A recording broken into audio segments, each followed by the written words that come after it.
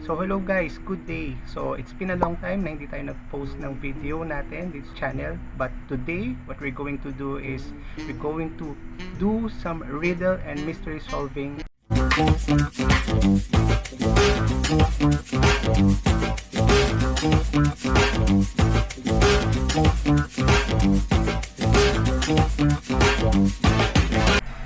So hello guys, what's up? It's been a long time na hindi tayo nagkikita-kita. So for today, may bago tayong video na gagawin and it's something new. What we're going to do today is we're going to solve some mystery situations na magpapalabas ng Sherlock Holmes.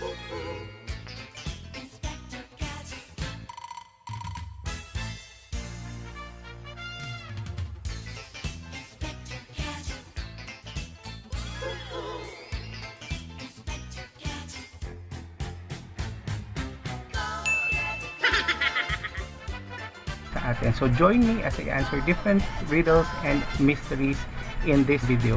So tara, let's start. Okay, maganda yung intro natin. So in one small town there lived three neighbors, Mr. Black, Mr. Brown, and Mr. White. Quite a colorful trio. At silang lahat ay mga Which chismoso. one stole a necklace from the town's only jewelry store? Honestly, I don't have a clue, but maybe you do. Here are some tricky riddles you'll Ito ang mahirap sa atin pag hindi na natin kaya, papagawa nyo sa iba. You'll have to crack to earn the title of the world's best detective. Your results we're up to await at our the very end. first mystery Number riddle. 1, the missing jewelry. Okay. It was Mr. and Mrs. Smith's wedding anniversary. Okay.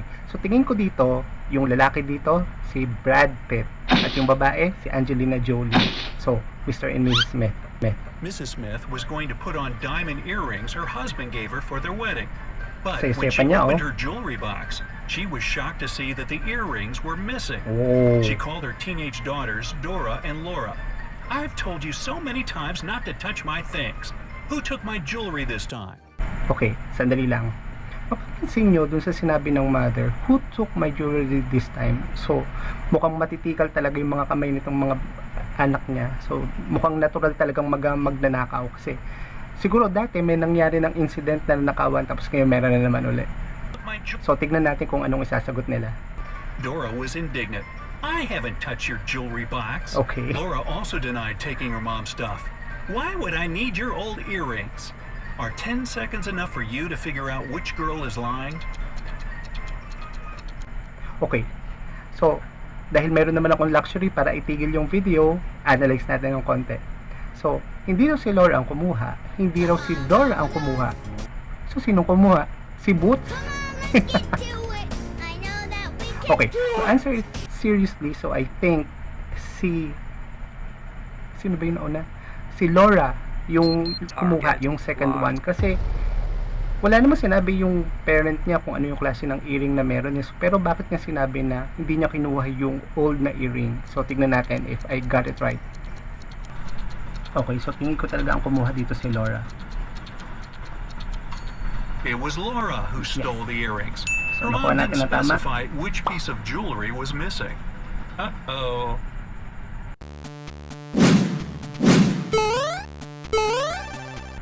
Number 2, So, the up to our second insomniac. video.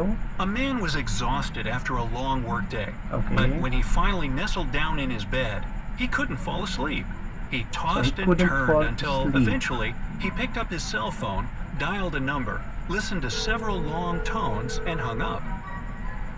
After that, he immediately fell asleep. How so? Okay, so analyze natin ulit. Yung lalaki is very tired. So, kung ako yon, malamang makatulog ako agad.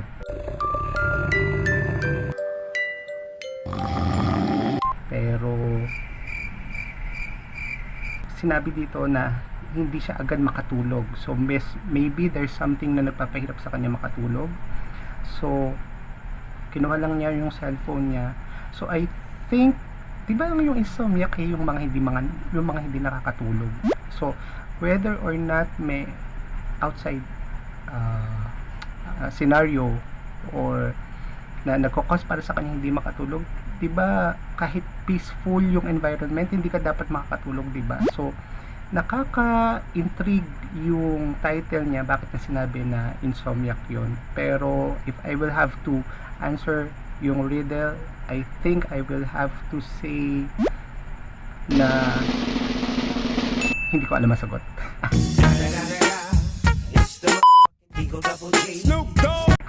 Tignan natin.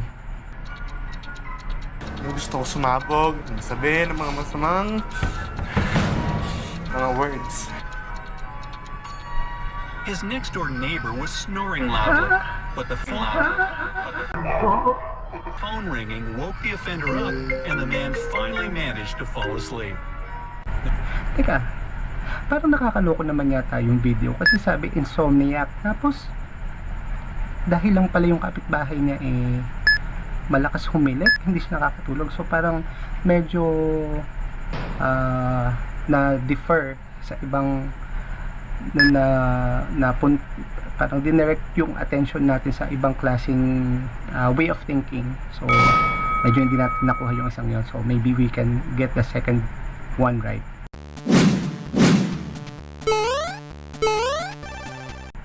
Let's continue. Number 3. An accident on a cruise ship. Okay. Officer Larson was doing security on a luxurious cruise liner. One day, the ship got into a terrible storm. Most passengers stayed in their cabins since they were all seasick from the huge waves. But suddenly, the officer heard a strange noise coming from the deck. He rushed there and found a man lying unconscious on the floor. When the man came around, he told Larson that he had been on his way back to his room when somebody hit him on the head and took his money and phone. Officer Larson found 2 suspects, Mike and Jacob. So tandaan niyo si Mike Mike at si said that Jacob. at the moment of the robbery, he had been working out in the ship's onboard gym. And Jacob claimed that he had been in the bathroom, feeling terribly sick. Who's probably lying? Okay, so kung during that time ng incident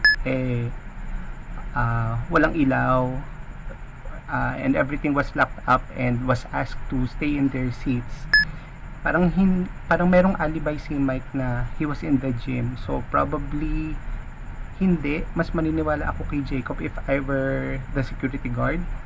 Mas maniniwala ako kay Jacob kasi if everyone was seasick, so I would probably have to go doon sa or believe yung alibi ni Jacob na he went to the CR. So probably si Mike is the one making the wrong alibi. So I would have to say it's Mike.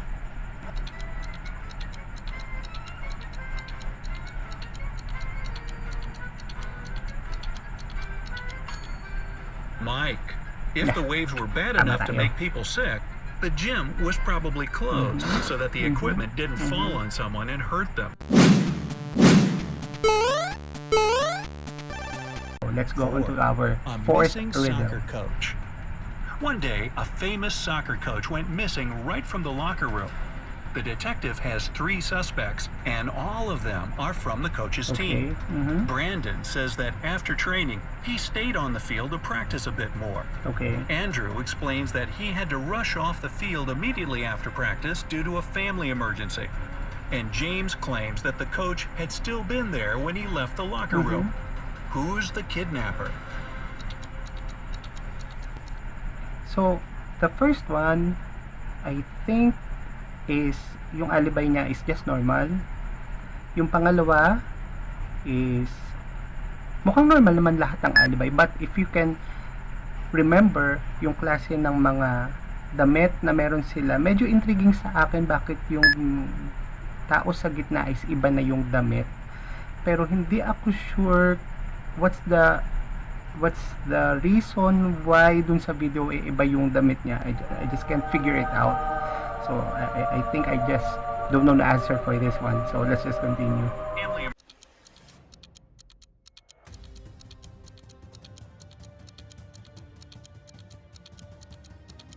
It's Andrew.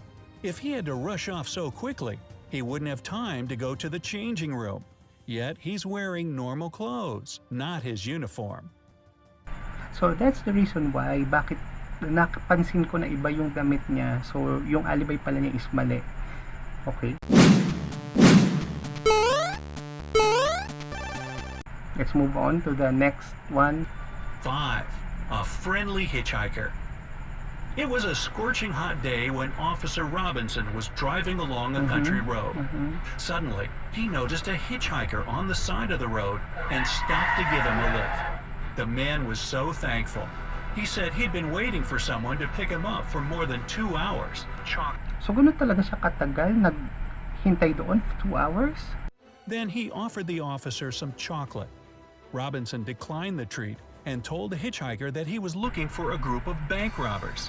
The hitchhiker suddenly exclaimed, "A red car just sped past me. It must have been them. But they were going the other way. We'll need to turn back." However, Robinson immediately took him to the police station. Fair enough. The man turned out to be one of the robbers. How did the officer know that? Okay. I can remember na sinabi nung hitchhiker na he had been waiting for 2 hours. Pero nakakapagtaka na he was still able to give or offer yung policeman ng chocolate. Well, I think kung 2 hours yun and sinabi diba na mainit, I think dapat sinabi niya or at least nakita natin na yung chocolate niya is nag-melt.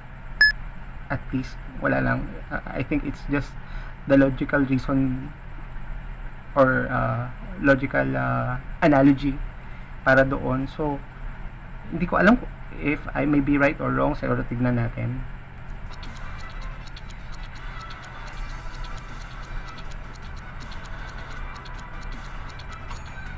If the hitchhiker had been standing on the side of the road for 2 hours on a hot day, his chocolate would have melted already. Melted already. So, who lives in a pineapple under the sea? So I he got it lied to right. lead Robinson the wrong way.